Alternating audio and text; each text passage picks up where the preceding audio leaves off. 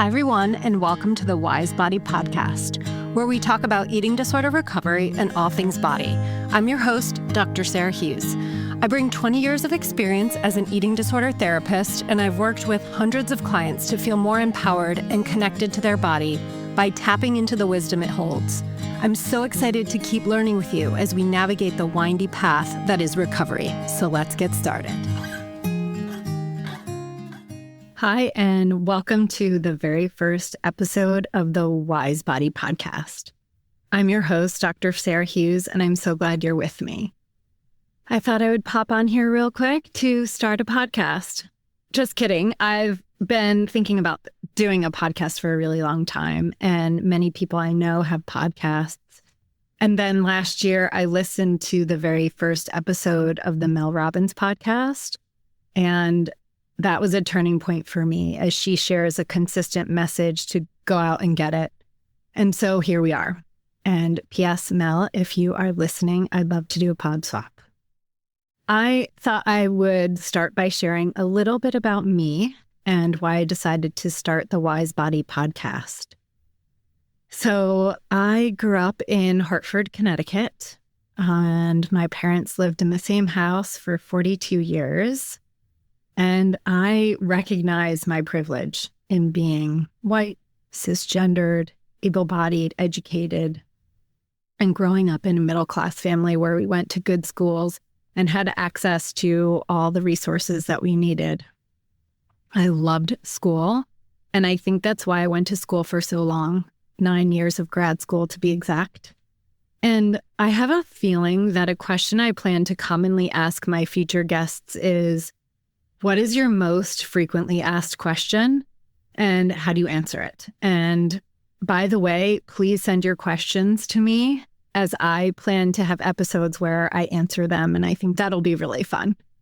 So one of my most frequently asked questions is, why did you become an eating disorder therapist? And it truly wasn't the straightest path, and serendipity definitely played a role. I thought I wanted to be a school psychologist, and I was encouraged to be in the classroom. So I majored in education, and then I went back for psychology. And I planned to go straight through getting my master's and right into my doctorate. But the doctoral program that I got into the first time I applied lost funding, so I had to reapply. And after the next rounds of applications, I applied to the University of Miami and I got waitlisted. And some of you may know this, the deadline for, and I don't know if it's still the same way as it was almost 20 years ago. The deadline for notifying accepted students is April 15th, tax day. So I got a call on April 15th from UM and from the director of the program, and he let me know that I was number 9 on the wait list. So, okay, yeah, there's no chance then. But to my surprise, he actually told me that they had contacted number 8 and were waiting to see if they were going to accept or decline the offer. And if they declined, I could go. I would be granted a spot. And to my deep disappointment, they accepted. Number 8 accepted. And I think I know who you are, but I won't name names. We are small cohorts. I think only 6 to 8 students in each cohort. We get to know each other really well. But I was encouraged to apply the next year, and I did, and I got in, and then I deferred.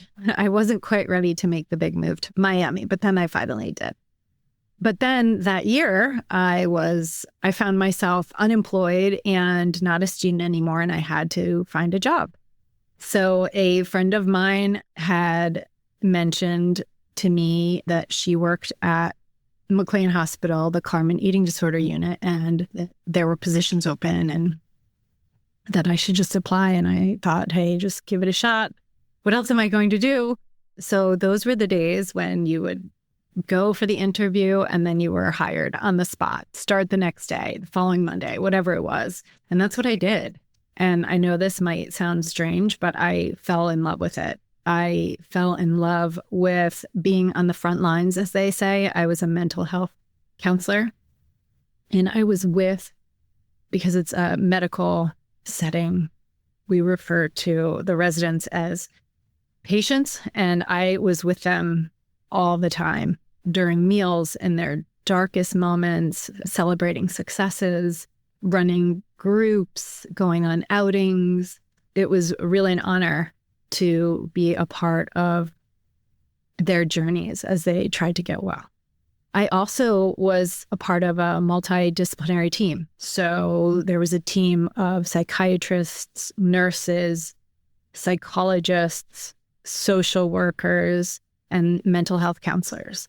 And we would attend rounds and give our reports. And what we shared was important, and it affected our patients' treatment. And so I really, really value that job. And I think it led me to continue to work in the field of eating disorders, write my dissertation on eating disorders in athletes, and devote my career to this. So back to school, I started in 2007 at the University of Miami for my doctorate. I thought I would finish in 4 years, maybe 5. It took 7, the postmasters. And part of why it took so long was because I did a 2-year internship. I was in a long distance relationship at the time, and it took me a few years to write my dissertation, which, I hope to dive into that topic in a future episode, eating disorders in athletes, and I can share my dissertation research and hopefully invite some guests on to talk about that topic. And at the University of Miami, I also was really fortunate to join a really awesome research team. Shout out to Dr. Kemp Burnett, if you are listening. He was already working with athletes, and so we studied the interplay of athletes, eating disorders, and coaching messages. So again, future episode.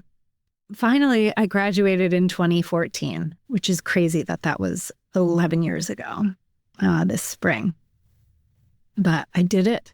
I'm so glad that I did. But I need to interrupt this story to note the sacrifice that it takes to be in school for so long. Those of you who are in school or applying to school, I see you. It's one of my most favorite things to talk about, applying to grad school, and also if you're thinking about going into the field of psychology. So reach out if you want to talk more about that. So I was really focused on myself during that time in grad school, the next paper, the next exam, comprehensive exams, internship, dissertation, all of the hurdles. So I wanted to dedicate this first episode. I don't even know if that's a thing, but I'm going to do it. I want to dedicate this first episode to my parents. Their financial and emotional support was unwavering. They called me before every exam to wish me luck. They called me after to see how it went. They championed me through all of school, always believing in me and saying that they were proud. And I am a saver of messages, and so I wanted to play this message if you can hear it. This is just one example of messages I would get basically weekly. Hi, Sarah. It's Mom. Hi, Sarah. And we're just calling to wish you good luck tomorrow. It's about 8:30. If you get this message and feel like calling us, you can call us till, say, 9:30 or so. But we're thinking of you, praying for you, and good luck. And we have faith in you. Good luck, Sarah. Love you. Sorry, cut my dad off. He said, love you lots. And we always end every phone call that way. I'm not going to get emotional on episode 1. But I really love my parents, value them so much. They're the best. So on to the reason for the Wise Body podcast. This is kind of the second part of this first episode. I know that this is not the first nor the last podcast about eating disorder recovery and body health. I want to be a part of a group who are talking about eating disorders and how we treat our bodies. We need more people talking about it. So if I'm just one more, that's great. Pushing the health at every size and every food fits mentality is really important. And it's also why I chose debunking the top 5 eating disorder myths as my first topic. So it seems just like a great place to start. There are more than 5, by the way, but I see these coming up the most in my practice. So we may have another episode of 5 more myths, 10 myths. There are hundreds. And also feel free to send those in to me too, and we can talk about them. So in every episode, I will present what I call the Wise 5, which hopefully you will think of as 5 wise takeaways. So let's begin with number 1. Myth number 1, that it's a phase or a fad. So a huge inspiration of mine is Margot Main. She's actually the very first guest on the next episode. She's my first guest on the Wise Body podcast, which is episode 2. 40 years ago, she was discouraged from becoming an eating disorder psychologist, as her mentors told her it was just a phase, not a niche. And I'm so glad that she didn't listen, because she is one of the best. She wrote a book called Body Wars 20 years ago, and I recently reread it, partly to put fire under my butt to get podcasting, but also because what she talks about is so relevant. So I'm just going to read a little part from her book. It's actually the first page. So, and by the way, side note, she references women, but she and I both agree that eating disorders don't discriminate and they affect all genders. So just keep that in mind as I read. Most women in westernized cultures are waging war against their natural bodies. Ours is not the first culture to maintain ideals for beauty. Every place and time has evolved its own prototype to emulate. But in our society, people are drastically altering themselves to reflect the recognized standard. For that, physical appearance must be valued as the ultimate achievement and representation of the self. Considerable technology and resources must be devoted to changing the human body, and the economy must market these ideals. Such is the case in 20th century Western culture. In fact, the past 100 years has been an epic of unrelenting attacks on women's bodies and self-confidence, what I call the body wars. Their tactics render women insecure and dependent on the latest product, technique, or trend by convincing them that their ultimate value is their appearance. The body wars are systematic, institutionally sanctioned, and economically driven. They are insidious and ubiquitous. They obliterate any respect our society has for women or a woman has for herself. In essence, body wars keep women in their place. So there is this unrelenting pressure from diet culture and the multi-billion-dollar beauty industry. Don't get me wrong, I love to look my best, although these days I'm lucky to shower and get out of sweats having 2 little kids at home. But it goes beyond just looking and feeling our best. It's about accepting who we are. But instead, our culture promotes such an inconceivably high standard paired with not enough help, leading to a pervasive sense of inadequacy, which then leads to so many people dying to attain the unattainable. In fact, someone dies every 52 minutes from an eating disorder. Diet talk permeates our culture, and it doesn't have to be a normal way of life that we just accept. So my second myth, which I already mentioned, is that eating disorders do not discriminate. They affect all races, ethnicities, genders, socioeconomic status. People with food scarcity struggle with eating disorders. I've met many of them. That's something that I think a lot of people are surprised by, that even if people don't have easy access to food, why and how could they ever possibly have an eating disorder? It's not necessarily about the food. There's a saying in the eating disorder field that eating disorders are not about food. So on to number 3, this myth about being sick enough. So Dr. Jennifer Gaudiani, she's another friend and colleague of mine, wrote a book called Sick Enough because she kept hearing that from her clients, that they didn't feel sick enough to warrant care and treatment. She heard from her clients invalidate their own eating disorder, or she heard about how the medical system invalidated them and their eating disorder. So she writes about medical issues that are hard to measure and thus diagnose and treat as a means to heal some of the damage and mistrust of self and doctors. And I am not bashing the medical field at all. Eating disorders are complex and they're tricky. Doctors don't necessarily have a lot of time, but it's important to ask the right questions. And that leads me to my last two myths. So number 4, having normal labs. I hear this a lot. My labs are normal, therefore I'm fine. My body is fine and functioning. I'm getting straight A's. I'm working full time. I'm juggling kids. I'm doing all of the things. I'm fine. It was actually during a talk that Margot Main gave years ago. She had said this. It's the first time I heard it, which is people with normal labs can die. And that is because our bodies, although they're so resilient, are having to overcompensate for lack of malnourishment.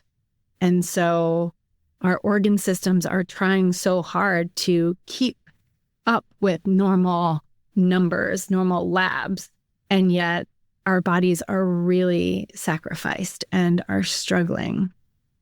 And so I take labs as like a grain of salt. It's one piece of the puzzle. If I know that someone is engaging in eating disorders, that trumps the lab work if it is coming up as normal.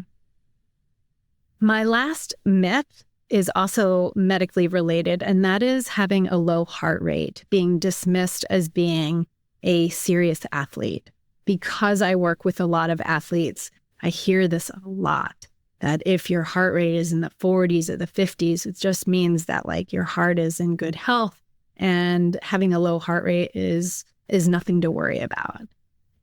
And I think that's a real disservice to clients because something else could be going on. And so it really makes sense to ask that question. What are you eating?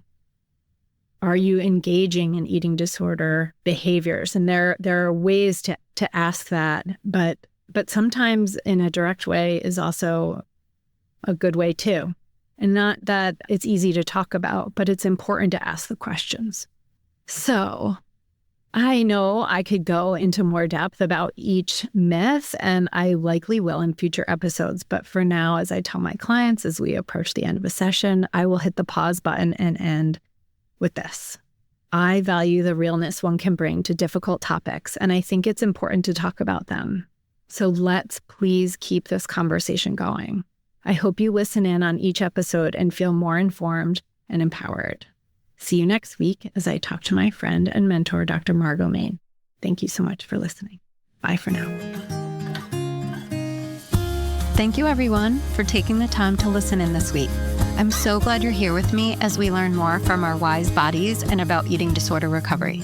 For more, follow me on social media, and please share the Wise Body podcast with your friends. Lastly, if you're interested in a free client consultation, please reach out on drhughes.com. And remember, always take care of yourself and your temple. See you next time on the Wise Body Podcast.